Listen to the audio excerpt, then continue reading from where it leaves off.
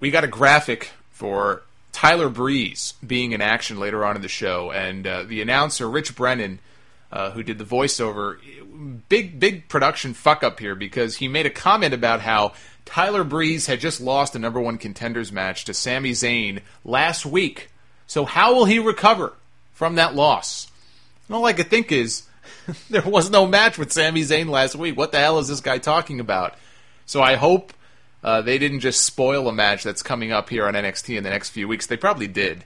It's not the first time we've seen a production fuck-up like this. I mean, I've been told by people before that the production people in charge, or at least some of them, are students from Full Sail University who are, practicing to one day be in television production themselves. So you expect some mess-ups like that. Like, there was one week where they were promising, I think, like a no disqualification championship match, and in fact there was no disqualification championship match.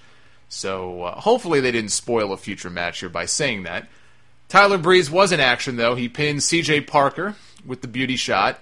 I've gotten a few emails this week from people who asked me stuff about NXT, and they brought up Tyler Breeze and how maybe it was their first time seeing him, and how he's only got like a couple of moves, and they don't see what the big deal is about the guy.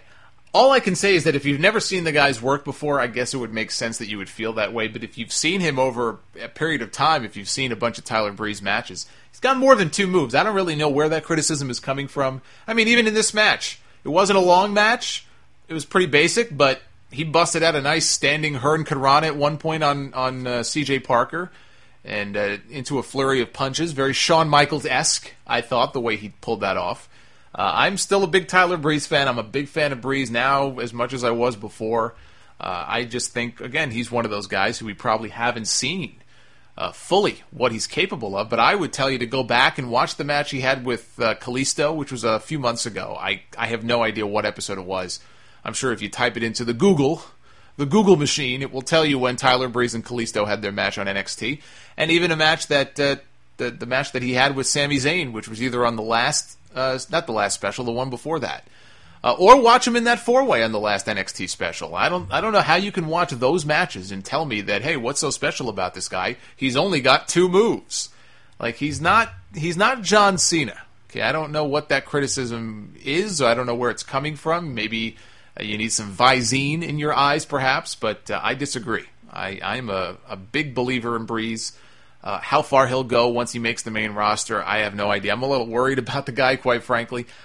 The gimmick itself doesn't lend itself necessarily to being in the main event, but I think he's the kind of guy who's... we saw that with Shawn Michaels when he first branched out as a single star, right? He was the cocky, arrogant guy. He used to bring a mirror to the ring with him, and he would look at his reflection in the mirror, kind of like what Lex Luger did when he was the narcissist.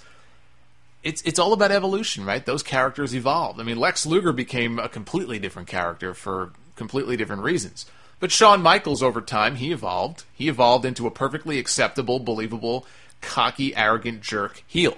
And eventually, a main event level babyface. And I'm not saying Tyler Breeze in the ring is the same caliber performer that Shawn Michaels is, although his look and his moves and his mannerisms very much so remind me of an early